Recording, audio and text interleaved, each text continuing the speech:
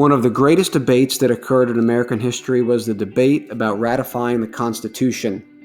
Among the most famous founding fathers who refused to sign the Constitution are Patrick Henry and George Mason. Among their major concerns was the fear that the states' rights would be trampled by a national government. Despite the addition of the Bill of Rights, many of Patrick Henry's and George Mason's and their fellow anti-federalist writers' predictions have come to pass. The national government has become a behemoth, taxing citizens to accomplish tasks that were not granted to it in the Constitution. While Patrick Henry and George Mason may be the most famous opponents of the Constitution, Luther Martin is another well-known founding father who refused to sign the Constitution. Now, Martin had been an early advocate for American independence from Great Britain, and he was elected as a delegate to the Constitutional Convention in 1787. Now, the express purpose of the meeting was to revise the Articles of Confederation. As it turned out, however, the delegates soon scrapped the Articles altogether. This, among other things, greatly troubled Luther Martin. Now, Martin left the convention early, discouraged by the direction it was heading.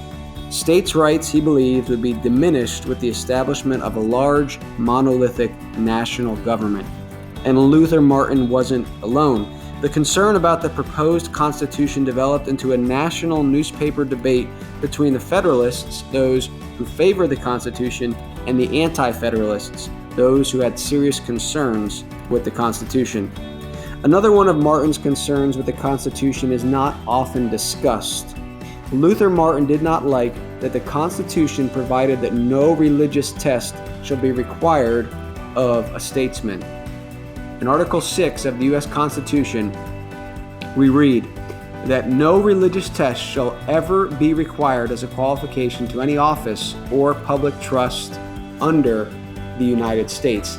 Now, this was a break from what had occurred in state constitutions, even at the time. For example, the Delaware State Constitution of 1776 said there was a requirement that a statesman took the following oath. I, first name, last name, do profess faith in God the Father, and in Jesus Christ, his only Son, and in the Holy Ghost, one God, blessed forevermore, and I do acknowledge the Holy Scriptures of the Old and New Testament to be given by divine inspiration.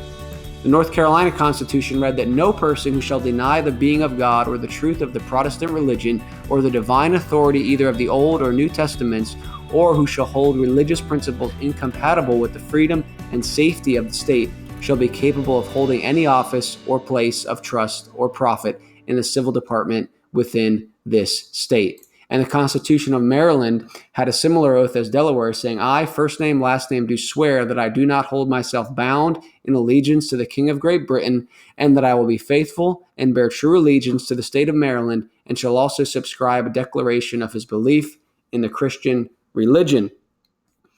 Now, Luther Martin, seeing that the Constitution for the United States would not include an oath of religious affirmation to the Christian religion, was troubled by this. And he said, quote, the part of the system which provides that no religious test shall ever be required as a qualification to any office or public trust under the United States was adopted by a great majority of the convention and without much debate. However, there were some members so unfashionable as to think that a belief in the existence of a deity and of a state of future rewards and punishments would be some security for the good conduct of our rulers, and that, in a Christian country, it would be at least decent to hold out some distinction between the professors of Christianity and downright infidelity or paganism. Now, Martin recognized that the Federation of States constituted a Christian country, or at least it should have, a country influenced by the ideals and standards of the Bible. However, the failure of the Constitution to explicitly acknowledge Christ was a great concern for Luther Martin, and one of the reasons why he refused to sign the Constitution.